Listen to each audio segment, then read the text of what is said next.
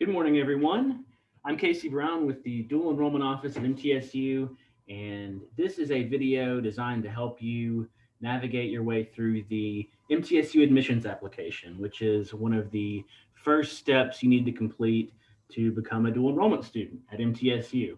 So we're going to start by sharing my screen here, and I'm going to walk you through that admissions application. So the first thing to do is go to mtsu.edu, our homepage. And from there, you're going to select Apply on the right-hand side. In the drop-down, you will select Apply Now, which is your first option. You'll scroll down, and once again, you will select Apply Now. This is the page you land on. If you've never applied to MTSU before as a dual enrollment student or as a freshman or anything like that, you would create a login ID and a PIN. There aren't many limitations on your login ID, but your PIN does need to be between 6 and 15 characters. So for this sample, for these purposes, I'm just going to create a login ID. Let's try DE sample 2. And for my PIN, I'm just going to make it 1, 2, 3, 4, 5, 6. It'll ask you to put that PIN in again. Just make it as simple as possible and log in. Okay, so we land on our application page. You'll want to select the first option, which is dual enrollment at MTSU while still in high school. You'll click on the link that says apply as a dual enrollment student. You'll select your admissions term. So for example, if you're planning on starting dual enrollment in fall of 2021, you will select fall 2021. You'll put in your first name and your last name. You'll notice here that every item that has a red asterisk next to it is going to be required for you to submit and go on to the next page. If it doesn't have an asterisk, you don't necessarily have to put that information in. That can save you some time. So we've put in this information, we hit fill out application, and now you see these 5 sections of the application you're going to complete. You'll start with the first one, name. And here again, you see it's already auto-filled your first and last name that you already put in. On this page, it's going to require your middle name. So we'll go ahead and you can put your middle name or middle initial. That will be fine. It doesn't require this other information. And then it does require you to answer, have you previously attended MTSU?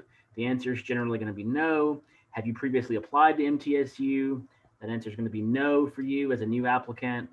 And then you will hit continue to go on to the next page. It'll ask for your street address. You'll type that in, you'll put in the city and the state. It should auto-populate the zip code. And then this is not required, it just auto-filled from my browser. But your phone number is not required, just again, the information that has the asterisk here. Hit continue. And personal information, it does require that you select your sex, your date of birth. So use the drop down, put that in, and then type in your birth year. Your social security number. Now this is required. It's pretty standard for state forms like the MTSU application. You'll also have to submit that social for your dual enrollment grant application. Please exercise caution and make sure that you're putting in the right number here and also on the grant application, that those numbers do match. So I'm just going to put in a fake number so you guys don't have my personal information. Not that I think you'd do anything with it, but better safe than sorry. So we've got our social entered. It'll ask you for a personal email, just an email that you will check and be able to have access to regularly. This is also the email address that we will use in the dual enrollment office to contact you when we have updates for you, need information, things like that. It'll ask for that email address again, make sure they match. You're not required to provide your phone number, although we do prefer that you do. Then you will select your ethnicity as well as your race. Your citizenship, whether you're a U.S. citizen or a permanent resident, asylee, refugee, something of that nature. Let's just say that you're a U.S. citizen. Were you born in the United States? Let's say yes. And then Tennessee resident since birth. So if you have lived in Tennessee your whole life since birth, you would select yes here. And then in the field below, you would simply type NA. Now, if you have moved here from another state, then obviously you would answer no to this question about being a Tennessee resident since birth. And then in this field, you would just put a very brief description of when and why you moved to Tennessee. The year in particular, the month, if you know that, whether it was for maybe a parent's job or for family reasons. You don't have to be specific here, but really just, let's just say father's job relocated.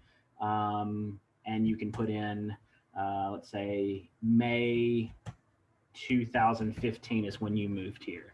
Something like that would be perfectly sufficient as long as we have the when and the why for when you and why you moved to Tennessee. So we'll hit continue there. And this is the page for your high school information. The easiest way to do it, rather than filling all this information in, is to select look up high school code. You click that. Then you can select the state or the country your high school is in, not both. Let's just do state. Let's say you're in Tennessee. And then it will give you an option of all the cities in Tennessee that have high schools. So let's just say you're in Murfreesboro.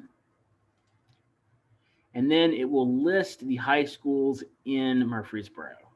And for this example, we will say that you attend Riverdale High School. When you click on copy selected high school information, you see there it auto-populates the school address, all of that. And then you have to also add in your expected graduation date. Now, if you don't know the exact date, that's fine. You can just use the first for the day. But let's say you're graduating this spring. You're a 2022 graduate. You're an upcoming senior. So we'll just say May, but you don't know the date.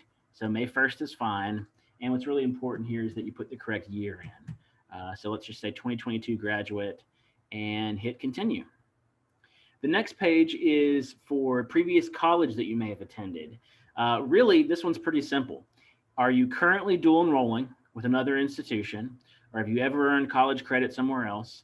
If so, you would select yes, and you provide more information by looking up your college code, the same as you did with the high school. Or if this is your first time doing anything for college credit, you would select no. And that's literally all you have to do here. Hit continue. You'll see all 5 sections have check marks, which means you've completed them. You will then click on application is complete.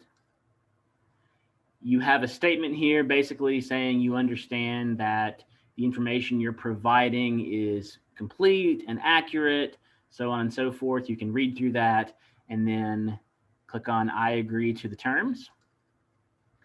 And then you'll see a request for payment of $25. This is the MTSU application fee. You only pay this fee once. So let's say when you're later on going to be completing your freshman or transfer student application, if you want to come to MTSU later on, you wouldn't pay this fee again. It's just a one-time fee. But you will click on submit payment.